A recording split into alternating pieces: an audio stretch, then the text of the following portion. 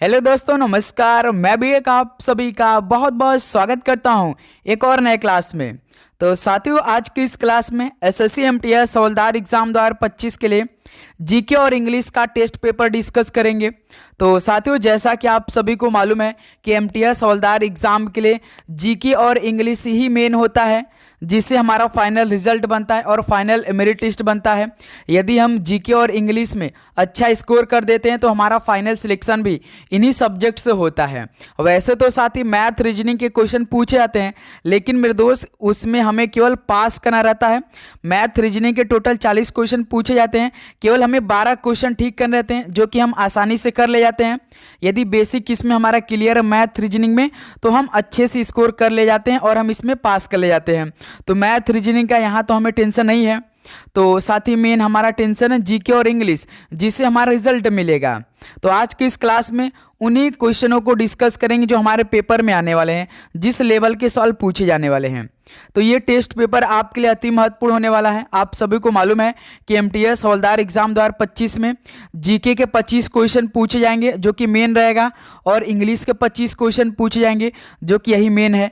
Total 50 question पूछे जाएंगे। तो आज की इस क्लास में टोटल 50 क्वेश्चन डिस्कस करेंगे, और आप सभी का टारगेट कम से कम 45 होना चाहिए, तभी मान के चलिए आपका बेस्ट स्कोर बनेगा आपकी शिफ्ट में।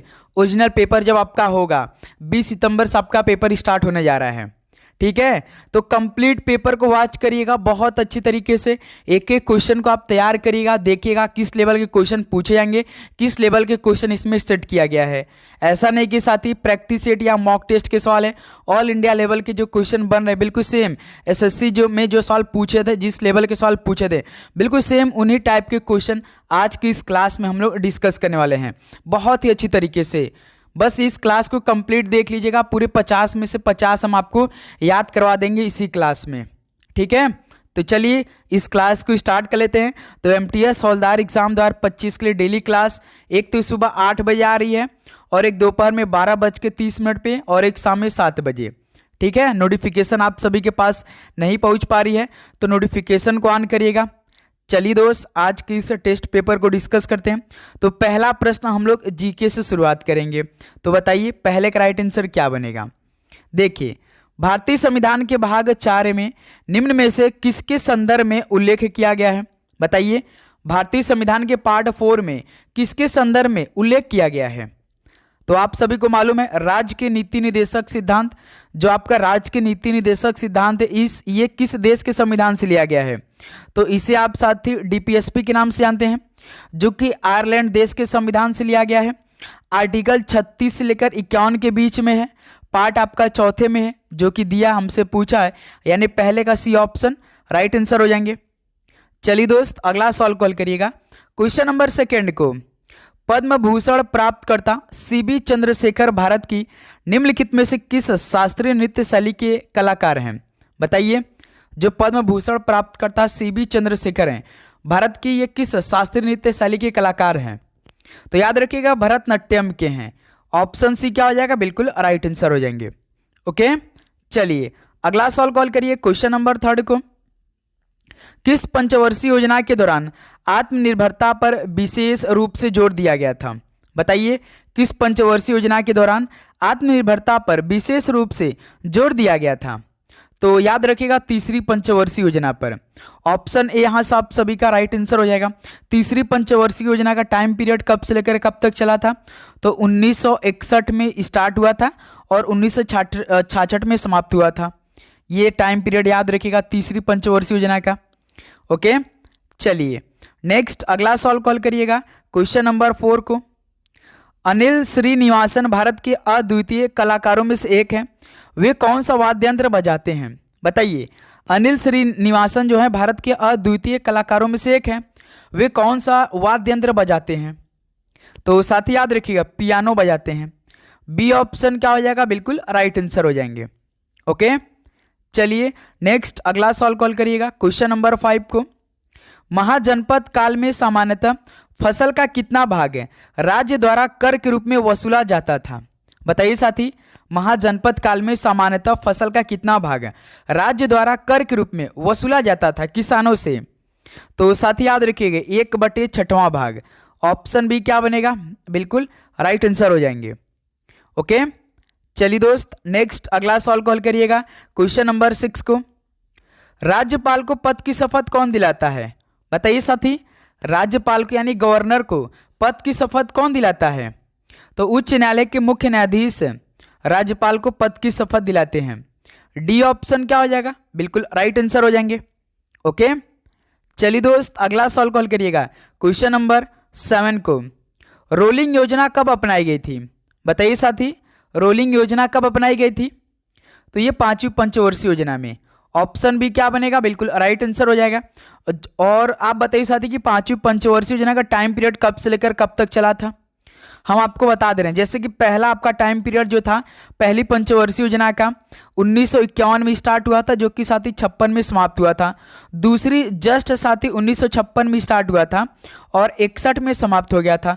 जो तीसरी पंचवर्षीय योजना का टाइम पीरियड था ये साथी हमने आपको बताया है 361 में स्टार्ट हुआ था और 66 में समाप्त हो गया था। और चौथी मेरे दोस्त, चौथी आपका 1969 में स्टार्ट हुआ था, 74 में समाप्त हुआ था। अब आपको बताना है कि 5वीं पंचवर्षीय योजना का टाइम पीरियड कब से लेकर कब तक चला था। बिल्कुल सीरीज में चला था, तो आपको थोड़ा सा दिमाग लगाना है और इसका राइट आंसर देना है। कमेंट करके बताइए जो 5th पंचवर्षीय योजना था कब से लेकर कब तक चला था। चलिए दोस्त अगला सवाल कॉल करिए क्वेश्चन नंबर 8 को। रज उत्सव के दौरान नारीत्व का जश्न मनाया जाता है। यह त्यौहार भारत के किस राज्य में अत्यधिक लोकप्रिय है? अब जो आपका एसएससी एग्जाम हो रहे हैं, देख रहे हैं साथी, जो उत्सव पूछ रहे हैं वो पूरा डिटेल में सवाल पूछ रहे हैं। ऐसा नहीं कि कोई डायरेक्ट आप सभी से जैसे सवाल है कि रज उत्सव, डायरेक्ट ये नहीं पूछ रहा है कि रज उत्सव भारत के किस राज्य में मनाया जाता है। सवाल पूछ रहा है कि रज उत्सव के दौरान नारीत्व का जश्न मनाया जाता है, यह त्यौहार भारत के किस राज्य में अत्यधिक लोकप्रिय है। ऐसे सवाल पूछा जा रहा है, थोड़ा सा घुमा रहा है सवाल। तो मेरे दोस्त याद रखिएगा रज उत्सव ये उड़ीसा का है। ऑप्शन सी बिल्कुल राइट आंसर हो जाएंगे। ओके, चलिए दोस्त अगला सवाल कॉल करिएगा क्वेश्चन नंबर 9 को।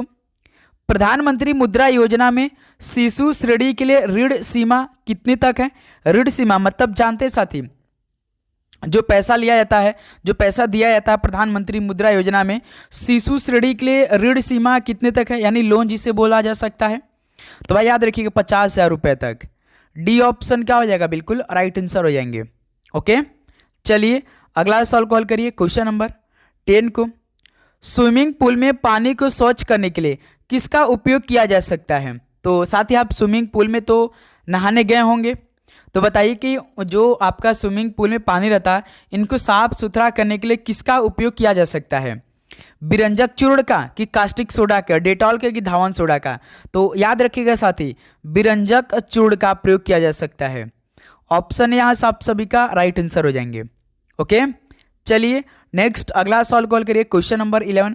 और एक बात है साथी, जो भी आपको 50 क्वेश्चन मिलेंगे, एक क्वेश्चन पे राइट करने पर 3 नंबर मिलेगा और यदि आप गलत करते हैं तो 1 नंबर आपका नेगेटिव मार्किंग चला जाएगा। ये बात याद रखिएगा, यानी ये टेस्ट आपका 150 नंबर का है, लास्ट में स्कोर करना है वो भी साथी 1 नंबर माइनस मार्किंग के साथ में। ये बात याद रखिएगा, ठीक है?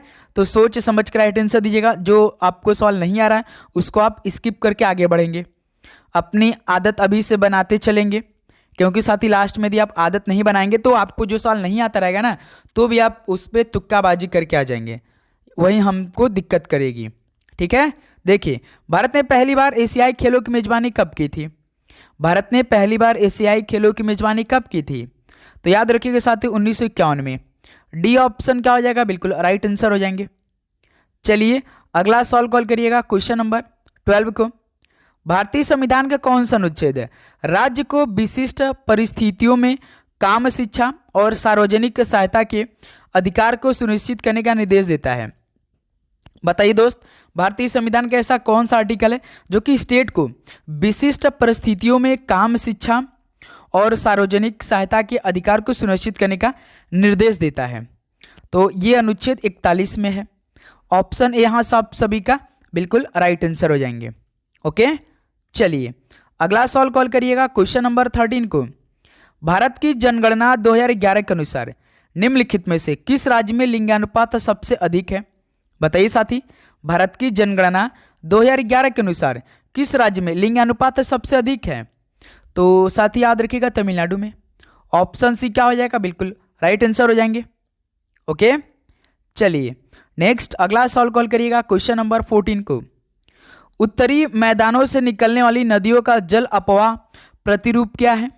बताइए साथी, उत्तरी मैदानों से निकलने वाली नदियों का जल अपवाह प्रतिरूप क्या है? तो मेरे दोस्त याद रखिएगा द्रुमाकृतिक है।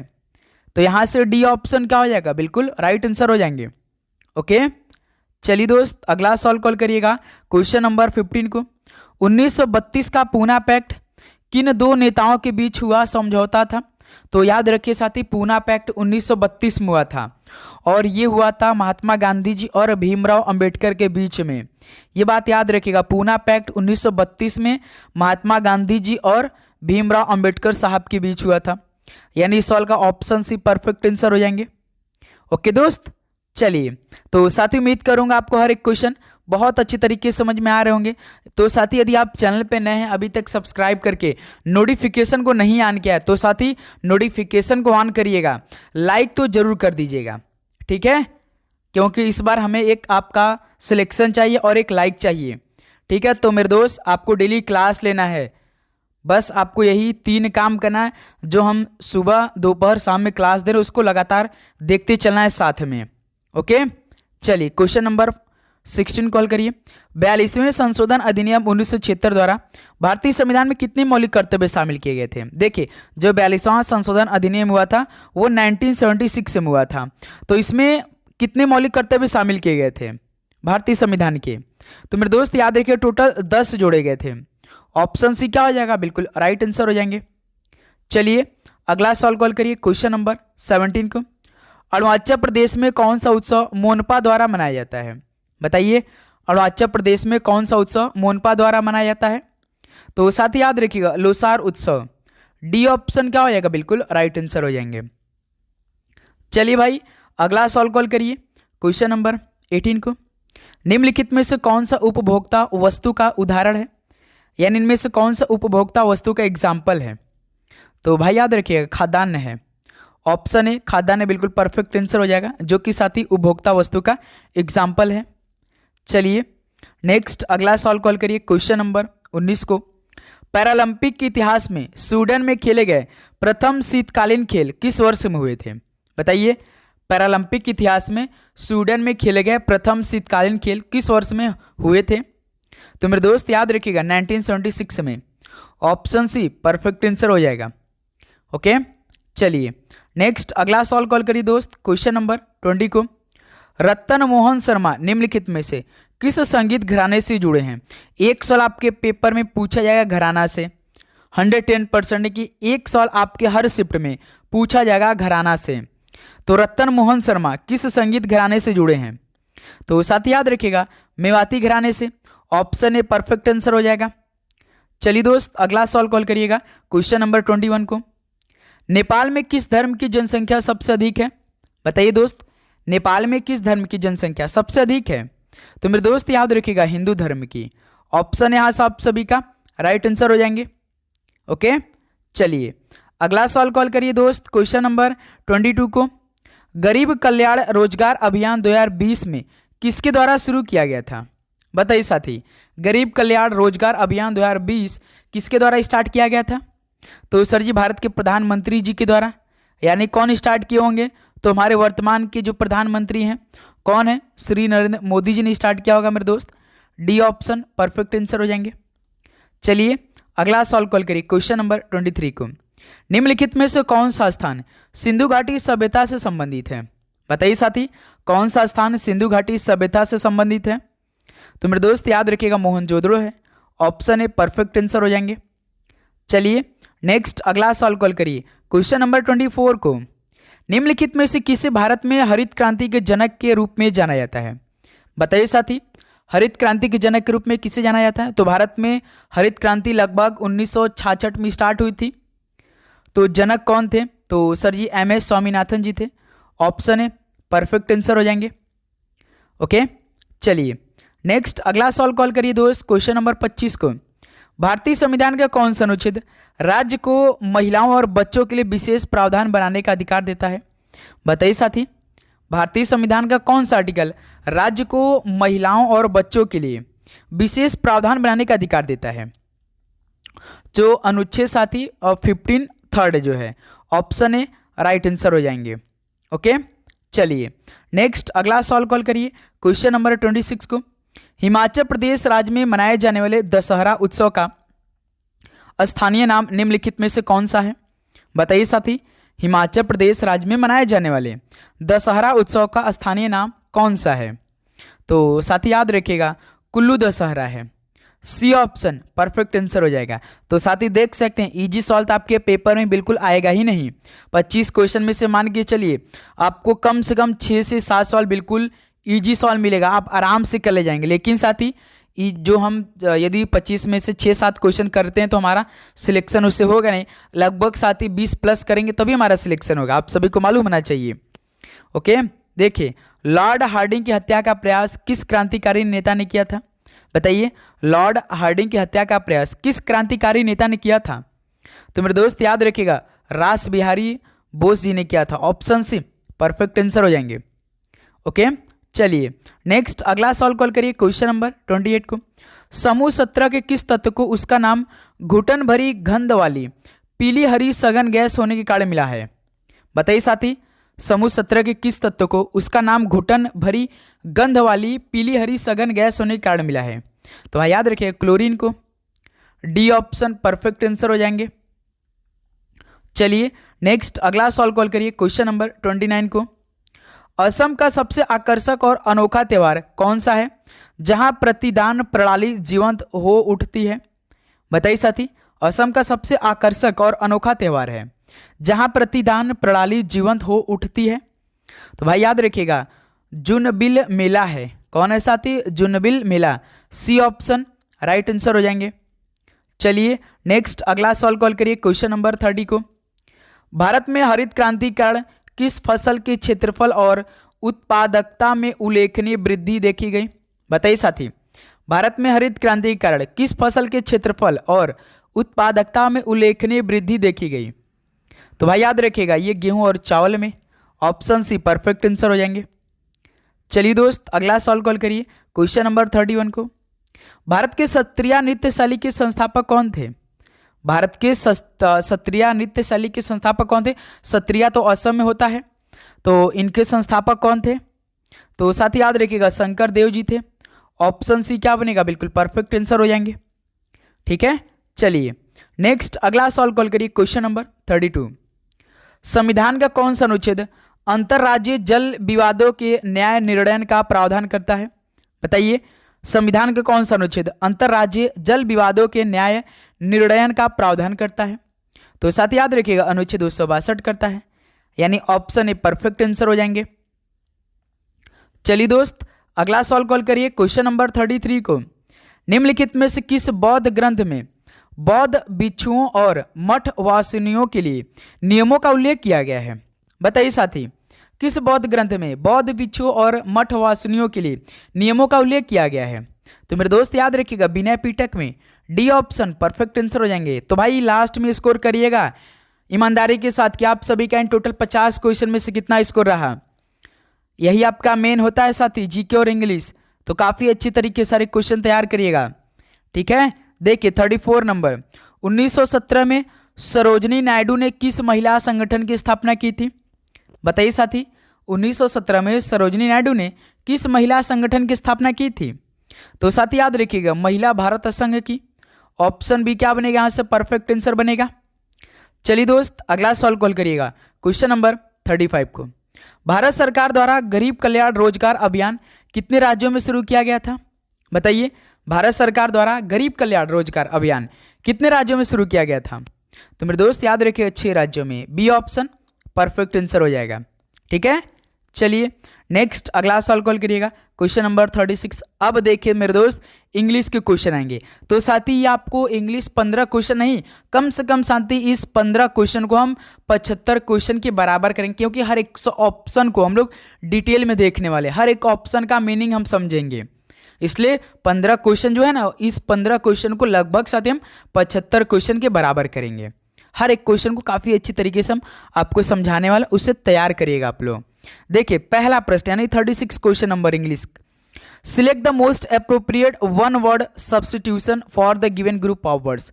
यानी साथ ही यहाँ पे आपका सेंटेंस दिया है, इस सेंटेंस को आपको समझना है, जो समझकर इसका निष्कर्ष यानी मीनिंग अर्थ निकल रहा है उसके लिए एक शब्द बताना है, केवल एक शब्द में बताना है। जैसे क्या दिया है, a gentle song sung to put a children to sleep. यानी साथी जो हम एक बच्चे को सुलाने के लिए गाना गाते हैं, एक मधुर गीत, उसके लिए एक शब्द क्या बोलते हैं? एक बच्चे को सुलाने के लिए गाया जाने वाला एक मधुर गीत, यही बोल रहा है इसमें, a gentle song sung to put a child to sleep. बताइए क्या बोलेंगे? तो जैसे साथी बच्चों को सुलाना रहता है तो हम कोई अच्छा सा मधुर गीत लोरी सुना देते हैं, क्यों लोरी सुना देते हैं, बच्चा आराम से सो जाता है। तो यहीं पे क्या हो जाएगा साथी, लुल्ला बाई हो जाएगा। क्या साथी, लुल्ला बी हो जाएगा, ऑप्शन परफेक्ट आंसर हो जाएगा। इस माने क्या होता है, लोरी होता है मेरे दोस्त, लोरी होता है, ये बात याद रखिएगा। जैसे कोरस, कोरस का मतलब क्या होता है? कोरस का मतलब होता है साथी सहगान, सहगान होता है, ये बात याद रखिएगा। और प्रेयर का मतलब आप जानते हैं साथी, प्रार्थना होता है। और हाइमन का मतलब क्या होता है? हम तो हाइमन तो बच्चों को सुनाएंगे नहीं, हाइमन का मतलब होता है साथी भजन। हम बच्चों के यदि भजन सुनाएंगे तो भाई और रोने लगेगा, तो हम क्या सुनाते हैं, लोरी। लोरी किस माने होता है, लुली लुल लैबी माने होता है। ऑप्शन ए परफेक्ट आंसर हो जाएगा। ओके चलिए नेक्स्ट अगला सवाल कॉल करिए, क्वेश्चन नंबर 37 को। Select the most appropriate option to substitute the underlined segment in the given sentence. बताइए साथी, बस आपको क्या बताना है, select the most appropriate option to substitute the underline segment. यानी जो अंडरलाइन सेगमेंट यानी खंड है, व्हेन का आपको मीनिंग बताना है। जैसे when have you been waiting for me here, इसका मतलब साथी पहले रेखांकित खंड को प्रतिस्थापित करिए, सबसे उपयुक्त शब्द बताइए, क्या बनेगा? तो मेरे दोस्त जैसे यहाँ पे when have you been waiting for me here, तुम यहाँ कब से मेरा इंतजार कर रहे हो, क्या ये ठीक हो रहा है? सेंटेंस के अनुसार, सेंटेंस का जो भाव है इसके अनुसार आपको व्हेन क्या यहाँ पे क्या होना चाहिए। तो साथ ही याद रखिएगा व्हेन की जगह ना मेरे दोस्त क्या प्रयोग होगा, हाउ लॉन्ग प्रयोग होगा। हाउ लॉन्ग का मतलब क्या होगा, कितनी देर से। जैसे सवाल देखिए, when have you been waiting for me here, ये सवाल क्या बोला, तुम यहाँ से कब से मेरा इंतजार कर रहे हो, तुम यहाँ कब से। ये कोई सेंटेंस के भाव के अनुसार मैच नहीं कर रहा है। क्या मैच कर रहा है, कितनी देर से तुम मेरा यहाँ इंतजार कर रहे हो, ये सही है। हाउ लॉन्ग, हाउ लॉन्ग का मतलब क्या होता है, कितनी देर से। ओके मेरे दोस्त, कितनी देर से, कितनी देर से तुम मेरा इंतजार यहाँ कर रहे हो, ठीक है। अब साथी जैसे हाउ फॉर, हाउ फॉर का मतलब क्या हो जाएगा, कितनी दूर। हाउ फॉर मतलब कितनी दूर होता है, ये बात याद रखिएगा। Plus what time, what time का मतलब कितने बजे। और हाउ लेट कितनी देर, कितनी देर।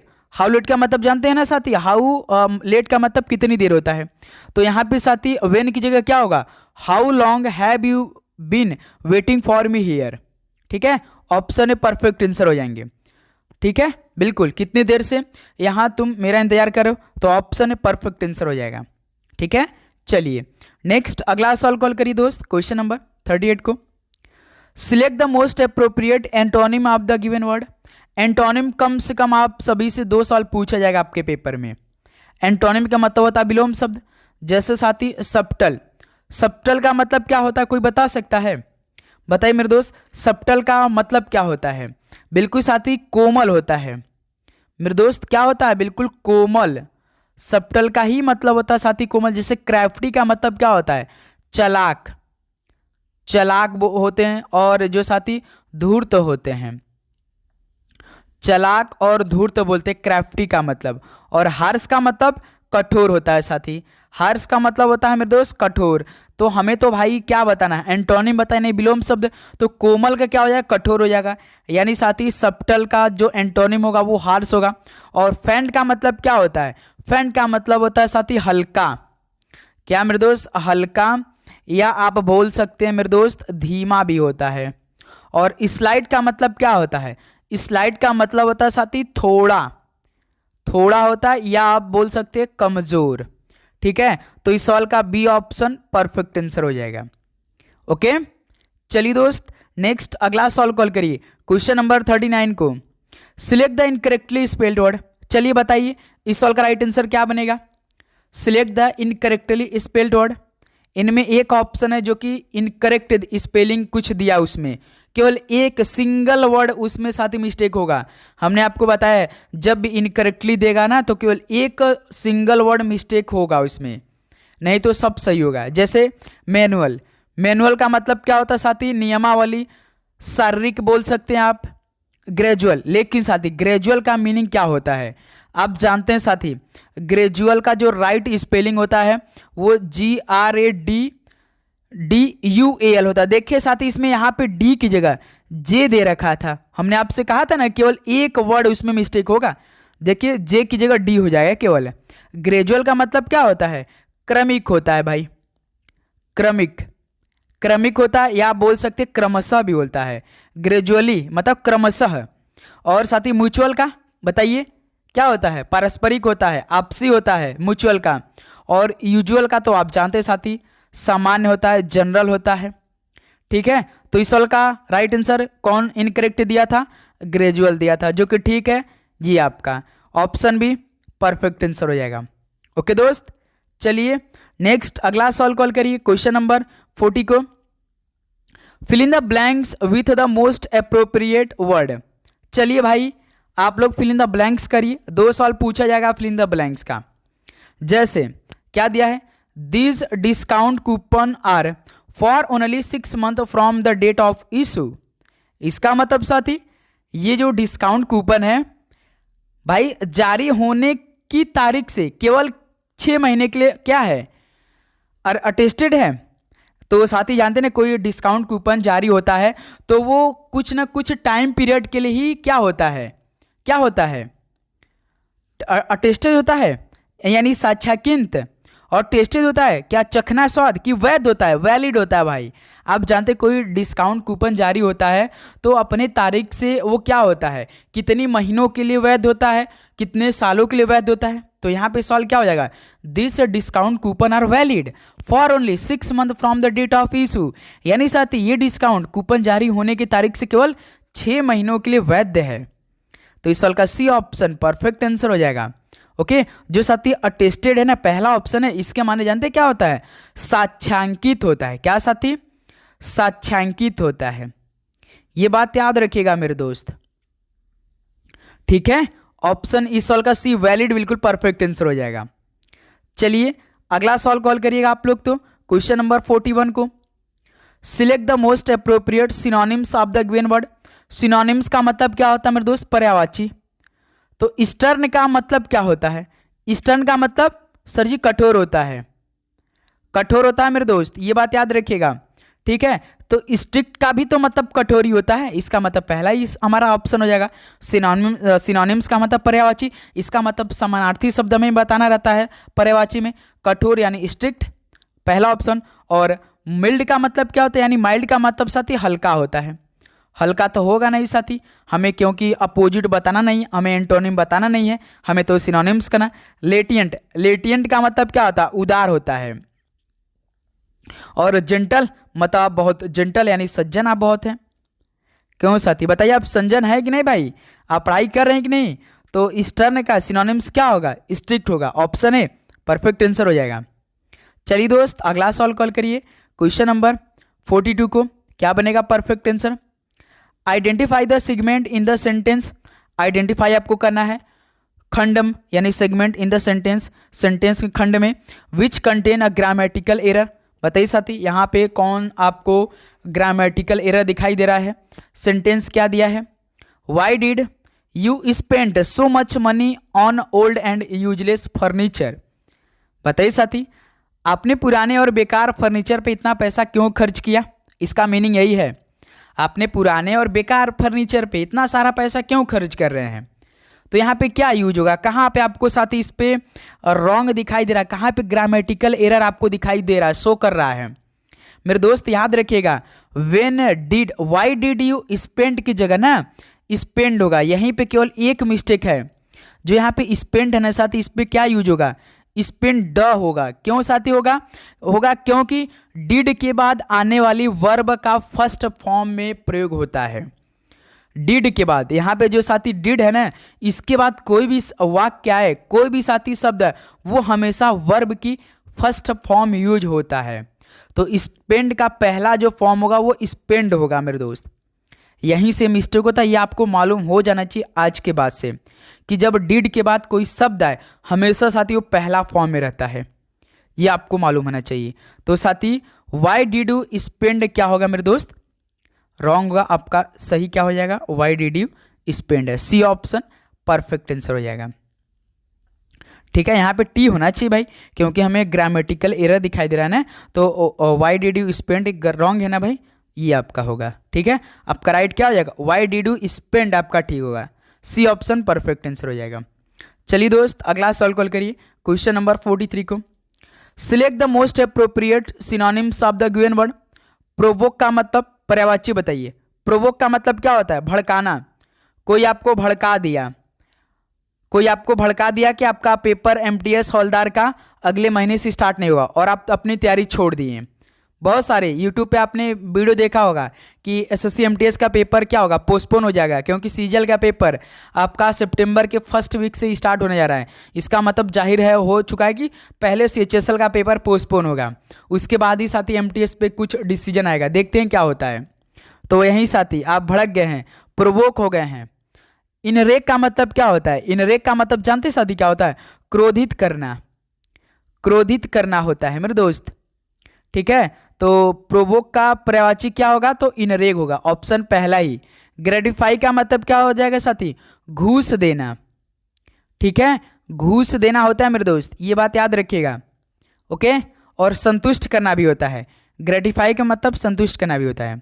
और प्लेकेट का मतलब क्या होता है, सांत्वना देना। जो सांत्वना देते हैं ना उसको क्या बोलते हैं साथी, उसे प्लेकेट बोलते हैं, सांत्वना देना होता है।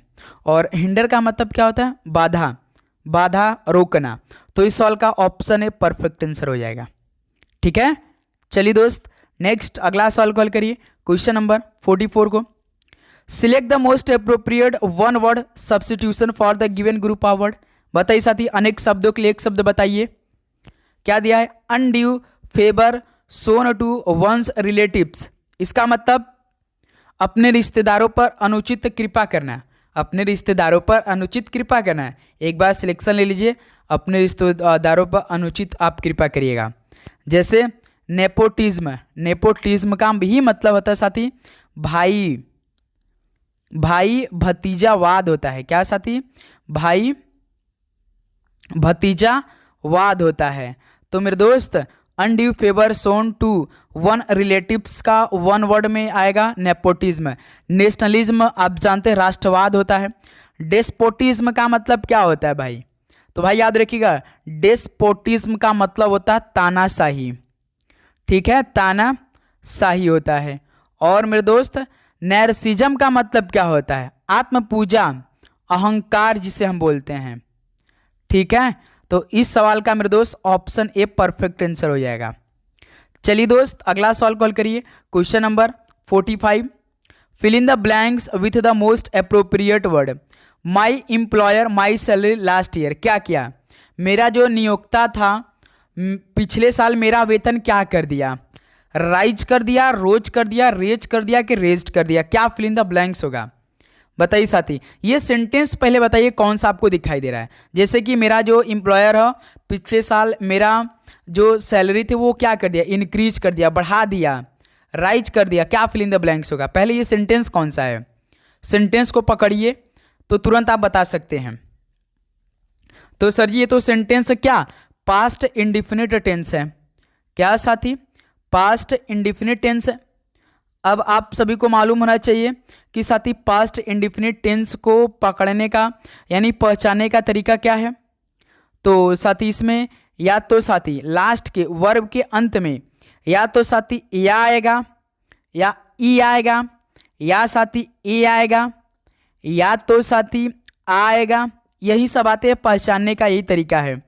ओके, जैसे कभी कभी, ता था, ती थी, ते थे, ये भी हो सकता है। पास्ट इंडिफिनिट टेंस देखने का तरीका यही है, पकड़ने का यही तरह है कि यही आपका क्या है, पास्ट इंडिफिनिट टेंस है। और इसके बाद साथी हमेशा याद रखिएगा पास्ट इंडिफिनिट टेंस में क्या होगा, पास्ट इंडिफिनिट वर्ब का सेकेंड फॉर्म यूज होता है, वर्ब का सेकेंड फॉर्म प्रयोग होता है। इसका मतलब साथी राइज का सेकेंड फॉर्म क्या होता है, रेस्ड होता है। ये बात याद रखिएगा, डी ऑप्शन परफेक्ट आंसर हो जाएगा। यानी साथी my employer raised my salary last year.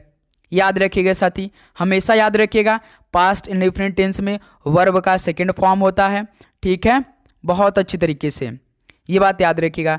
Past indefinite tense में क्रिया वर्ब के अंत में या, ई, ए या आ, ई ध्वनि देखने से हमें ये मालूम हो जाता है कि पास्ट इंडिफिनिट टेंस है, पहचानने यही है। और ये आप लोग नोट करिएगा, जैसे साथी एक नोट आप कर लीजिएगा, जैसे वर्ब की फर्स्ट फॉर्म, सेकेंड फॉर्म और थर्ड फॉर्म। जैसे क्या होता है साथी, रेज, रेज का फर्स्ट फॉर्म रेज होता है, उसका सेकेंड फॉर्म साथी रेज ड होता है, लास्ट में डी जुड़ जाता है। फिर थर्ड फॉर्म भी साथी यही होता है, RAISED थर्ड फॉर्म होता है। और साथी राइज का फर्स्ट फॉर्म राइज, उसका सेकेंड रोज और साथी थर्ड फॉर्म क्या होता है, राइजेन होता है। ये आप अच्छे से नोट डाउन कर लीजिएगा अपने कॉपी में, भूलना नहीं आप सभी को। तो इस सवाल का राइट आंसर डी ऑप्शन हो जाएगा, माई एम्प्लॉयर रेज्ड, यानी मेरा नियोक्ता पिछले साल क्या किया, मेरा वेतन को बढ़ा दिया। चलिए दोस्त अगला सवाल कॉल करिएगा आप लोग, क्वेश्चन नंबर 46 को। एक और fill in the blanks call करिए, fill in the blanks with the most appropriate word. इस बार अप्रोप्रिएट वर्ड बताना है।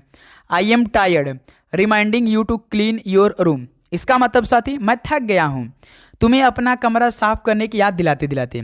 जैसे कोई आप किसी को मतलब कि कह रहे हैं कि आप अपना रूम साफ कर लीजिए, लेकिन आप कह रहे हैं वो साफ नहीं कर रहे हैं। आप डेली कह रहे हैं कि अपना रूम साफ करो, लेकिन वो साफ नहीं कर रहा है, आप थक गए हैं। तो इसके लिए फिल इन द ब्लैंक्स क्या होगा, बताइए साथी। हमेशा याद रखिए साथी, इसमें मैं थक गया हूं, आई एम टायर्ड ऑफ का प्रयोग होगा। क्या साथी, ऑफ का प्रयोग होगा। क्यों, वाक्य में रिक्त स्थान में ऑफ का प्रयोग होगा, ऑफ का प्रयोग होगा। क्यों, क्योंकि साथी हमेशा याद रखिएगा जो आपका टायर्ड ऑफ डूइंग समथिंग है ना, जो आपका टायर्ड ऑफ डूइंग समथिंग है, टायर्ड ऑफ डूइंग समथिंग, क्या साथी, टायर्ड ऑफ डूइंग समथिंग, कोई काम करते करते थक जाना का प्रयोग एक साथ होता है। हमेशा याद रखिए टायर्ड ऑफ डूइंग समथिंग यानी कोई काम करते करते थक जाना का प्रयोग एक साथ होता है। ठीक है, तो इसलिए ऑप्शन सी परफेक्ट आंसर हो जाएगा। चलिए दोस्त, उम्मीद करूंगा भाई आपको हर एक क्वेश्चन बहुत अच्छी तरीके से समझ में आ रहे होंगे। यदि साथी किसी भी प्रश्न में आपको डाउट होगा तो कमेंट करके जरूर बताइएगा, क्योंकि हर एक कमेंट का जवाब हम देते हैं शाम में। ओके, जो भी आपका डाउट होता है पूछिए, डेली का डेली कमेंट चेक करते हैं। और आप साथी चैनल पे नए तो सब्सक्राइब करके नोटिफिकेशन को भी ऑन करेंगे। देखिए question number 47, select the most appropriate antonym of the given word. Antonym मतलब विलोम शब्द सीज, यानी साथी सीज मतलब बंद करना। जैसे कोई हमारा गाड़ी क्या होता है साथी, सीज हो जाता है।